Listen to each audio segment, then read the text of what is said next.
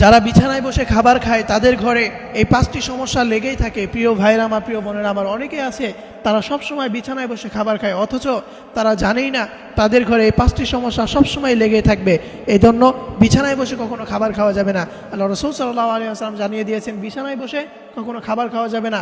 যেই ঘরে বিছানায় বসে খাবার খাওয়া হবে সেই ঘরে এই 5টি সমস্যা সব সময়ের জন্য লেগেই থাকবে। তার মধ্যে 1 নাম্বার, সেই ঘরের লোকদের ভিতরে কেউ না কেউ সবসময় অসুস্থ হয়ে থাকবে।